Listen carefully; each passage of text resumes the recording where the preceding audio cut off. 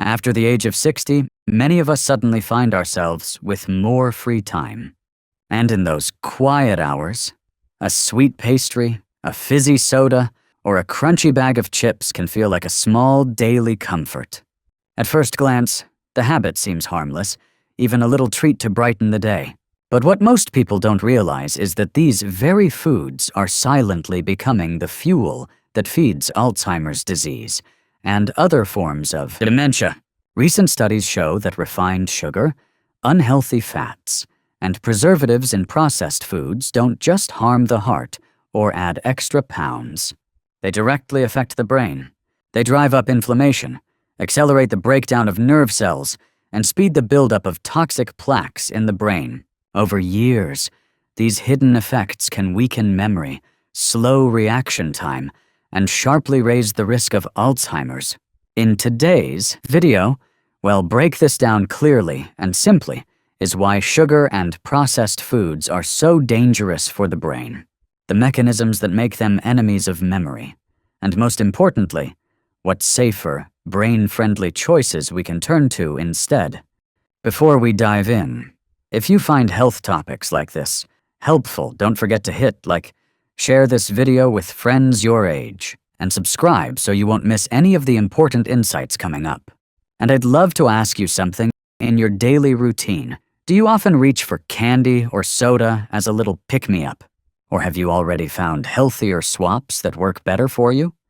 When we think of fast food or processed snacks, we often picture younger people. But in reality, plenty of folks over 60 also turn to these foods quite often. It might be a can of soda with lunch, a slice of cake in the afternoon, or a crunchy bag of chips while watching TV. Sometimes, for the sake of convenience, we reach for a frozen pizza or a few pieces of fried chicken instead of cooking a full meal. These foods are tasty, easy to find in any grocery store, and require no effort, so they naturally weave themselves into the daily routines of many older adults. What makes these foods especially tempting is the way they act on the brain. The moment we eat candy, sip soda, or bite into a hot French fry, the brain responds by releasing dopamine, the neurotransmitter often nicknamed the happiness hormone. Dopamine gives us a brief feeling of pleasure, as if we've just been rewarded. For older adults, that moment of joy can feel even more valuable. After retirement, life may bring fewer new experiences, less social interaction, and sometimes a sense of loneliness. In those moments, a sweet pastry or fizzy drink becomes a kind of emotional pick-me-up. The problem is that dopamine works on a reward and craving cycle. The good feeling it produces doesn't last long, and soon the brain wants more to reach the same level of satisfaction. That's why so many of us say things like, "I couldn't stop at just one cookie," or "I had a couple of candies and suddenly I wanted more." It's the same addictive mechanism seen in other behaviors, only here the trigger is sugar, unhealthy fats, and food additives. Food companies understand this cycle all too well. That's why sweets, chips, pizza, and sodas are carefully designed to maximize palatability. High sugar, high salt, high fat, and flavor enhancers all combine to create a powerful sensory experience. The stronger the brain's response to sweet and fatty flavors, the more dopamine is released, and the easier it is to get hooked. Research published in the Journal of Neuroscience has shown that when people consume sugary or fast foods, the brain's striatum, the reward center, lights up vividly on MRI scans. This is clear evidence that high-sugar, high-fat foods hit the brain's emotional control center like a jolt, making us want to repeat the behavior again and again. It explains why a slice of cake can bring instant joy. But if it becomes a daily habit, the brain grows dependent, and long-term health begins to suffer. A familiar image is an older adult sitting in front of the TV at night with a bag of chips or a soda. The intention might be just to snack a little, but before long, the bag is empty, or the can is gone, and the amount of sugar and fat consumed far exceeds what the body actually needs. At that moment, the brain feels rewarded by the dopamine surge, but the nervous system and blood vessels are left to bear the consequences. In other words, Processed foods play a double role. They're the instant friend bringing pleasure in the moment, but also the silent enemy of brain health.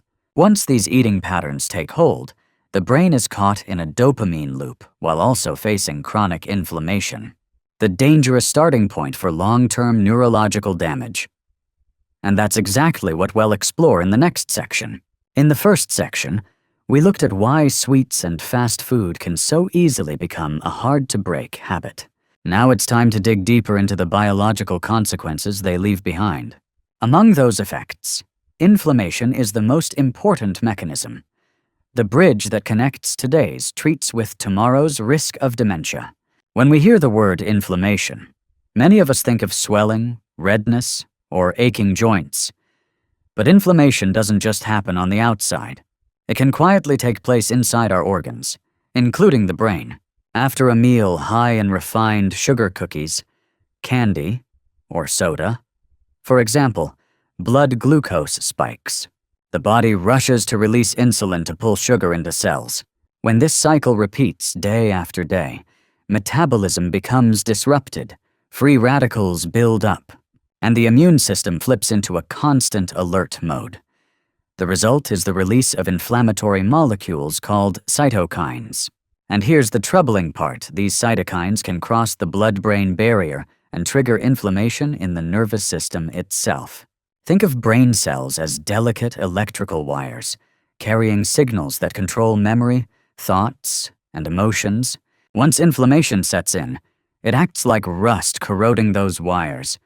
At first, the signals just flicker, but over time, damage builds up, and more wires stop working altogether.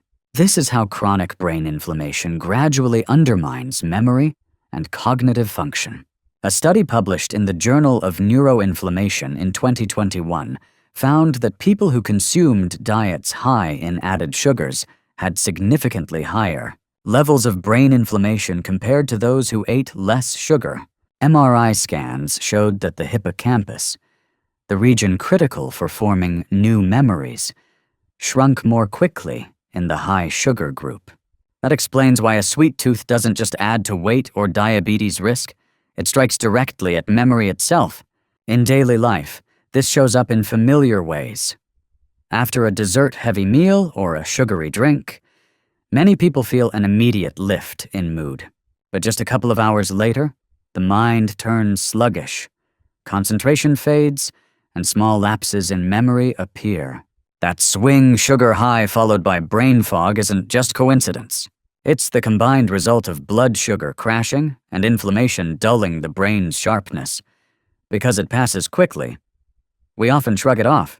But when repeated for years, the cumulative damage is serious. There's another layer to this story. Inflammation doesn't just harm neurons. It also weakens glial cells, the support staff that protect and nourish neurons. Without these guardians, the brain is like a city with no maintenance crew. The signal pathways begin to crumble, leaving memory and reasoning increasingly unstable. In short, sweets and fast food aren't just addictive culprits. As we discussed earlier, they're also powerful triggers of inflammation in the brain. And once chronic inflammation takes hold, memory, alertness, and clear thinking are gradually worn down. Over time, this ongoing damage leads to something even more serious. The brain begins to resist insulin and can no longer use energy efficiently. That's the focus of our next section. If brain inflammation is the slow, steady rain wearing down nerve cells, then insulin resistance is the power switch that plunges the brain into an energy shortage. It's a mechanism we don't often hear about in daily conversation.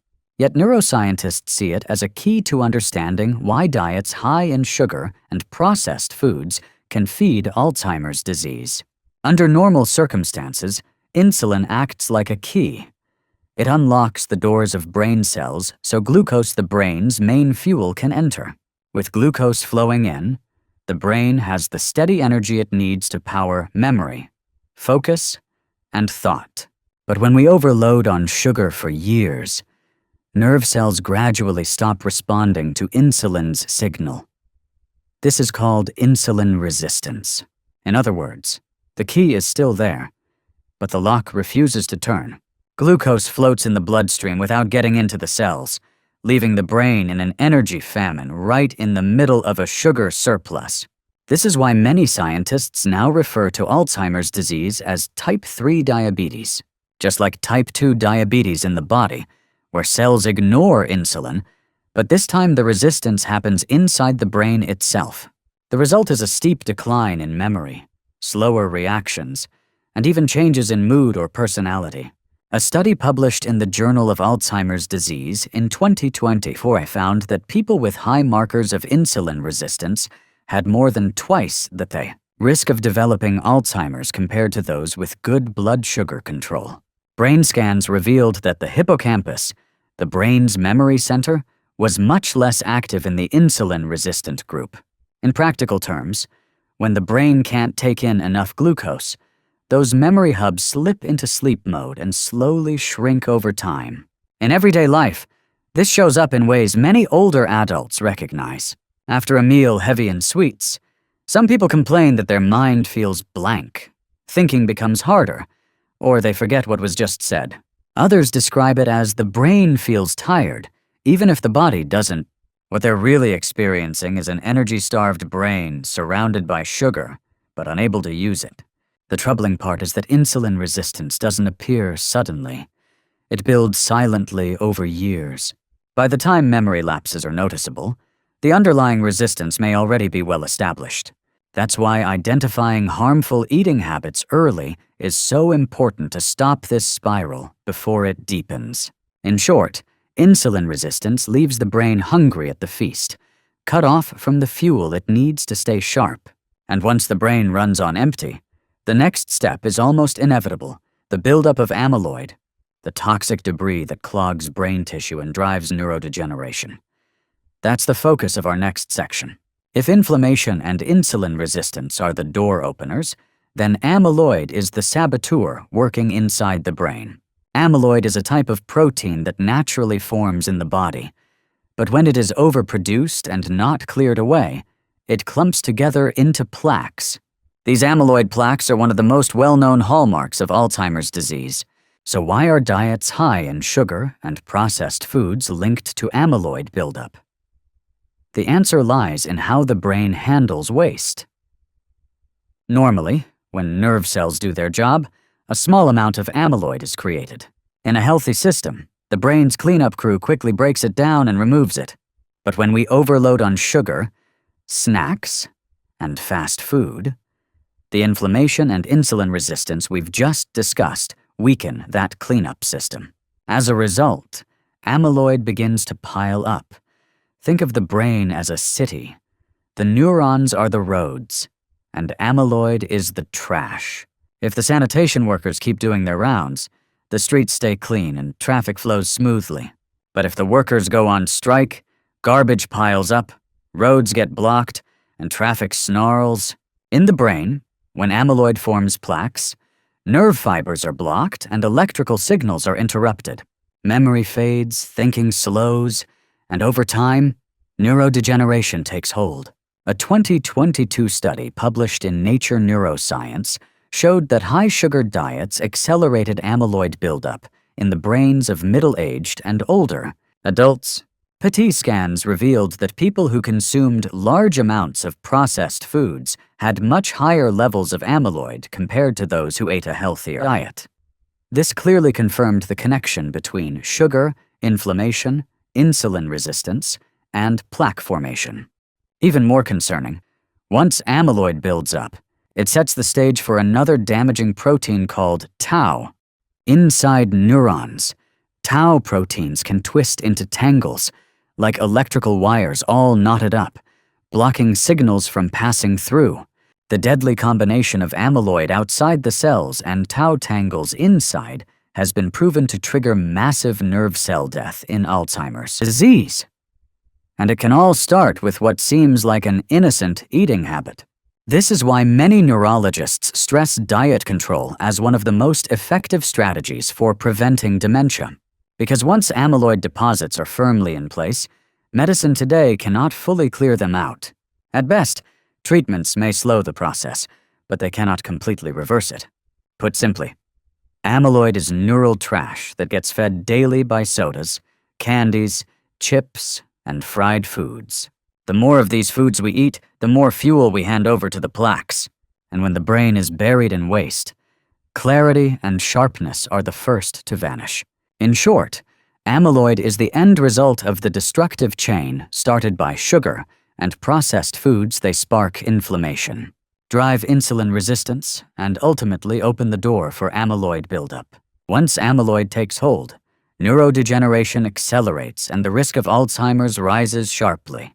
The encouraging part is this spiral can be slowed down and even partly reversed if we replace those harmful eating habits. The next step is to look at which healthy, brain-friendly choices can not only satisfy us, but also defend our memory and mental clarity.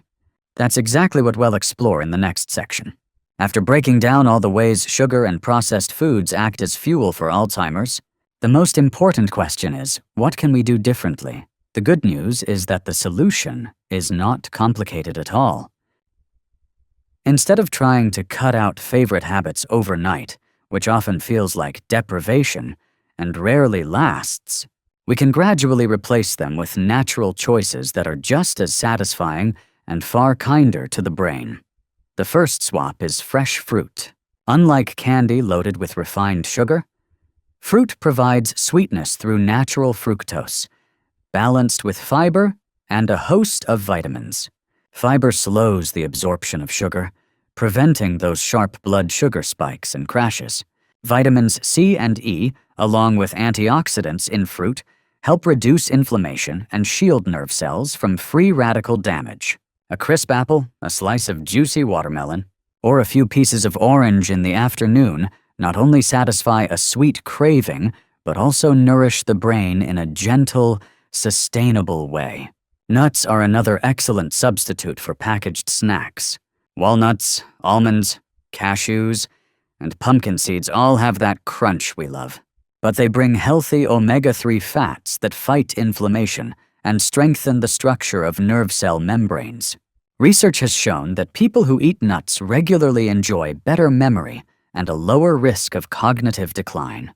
So, a small handful of walnuts with a cup of green tea can easily take the place of a sugary afternoon pastry, keeping you full longer without flooding the brain with sugar and unhealthy fats. Leafy greens also deserve the spotlight.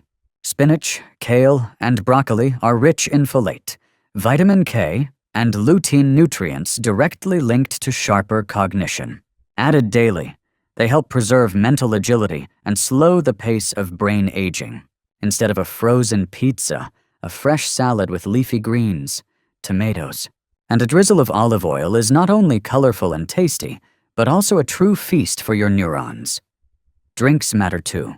Instead of a can of soda, you can choose herbal teas such as chamomile or green tea, or the simplest choice of all, plain water. Green tea contains catechins, powerful antioxidants that improve circulation and guard the brain against inflammation. And while water may seem basic, it's the foundation for every metabolic process in the body. Staying hydrated each day is one of the easiest ways to keep the brain cool and running smoothly.